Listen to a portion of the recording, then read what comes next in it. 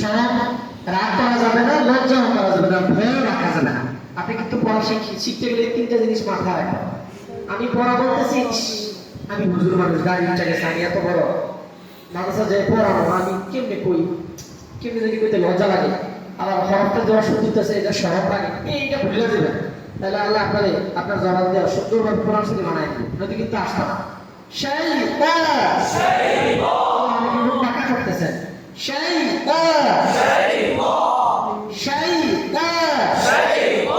ভাইজান আপনি বলেন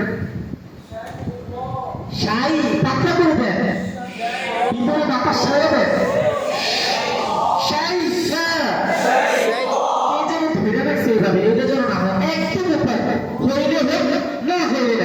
আমি কথা বুঝাইতে পারলাম। পড়া আমার হোক আর না হোক, আমি জোরে বলবো। আমার যে একটা জড়তা, হারাম পড়ার যে একটা জড়তা ছিল, ভাইকে তুষ্ট তষ্ট হয়ে যাবে কিন্তু। তারপরে একটা পড়া পাবো সেই এমন ধরো না হয় ইসকা যেন ঠিক থাকে। খারাপ উচ্চারণের সময় কয়েকদিন পর্যন্ত যেন খারাপ থাকতো এমন করা যাবে না, তাই না? খারাপ সত্যি নষ্ট হয়ে যাবে।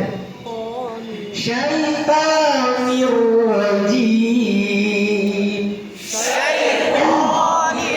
রাজিম আবার সবাই একসাথে আউযু বিল্লাহি মিনাশ শাইতানির রাজিম। আমি যা বুঝেছি মনে আমি বুঝাইতে পারি নাই। শাইতান কেন ঠোঁট দিয়ে উচ্চারণ করে, জানি কি করে বাচ্চাদেরকে, এটা খেয়াল করেন।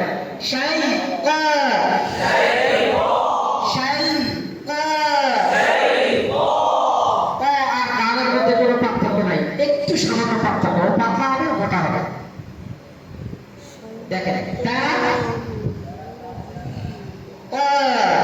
মোটা করে দিলে হয়ে যায়।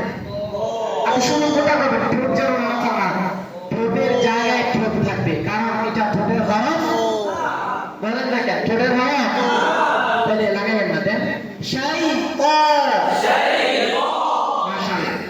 আউযু বিল্লাহি মিনাশ শাইতান, সেই জন্য না ভুল হবে, সেই এই জায়গায়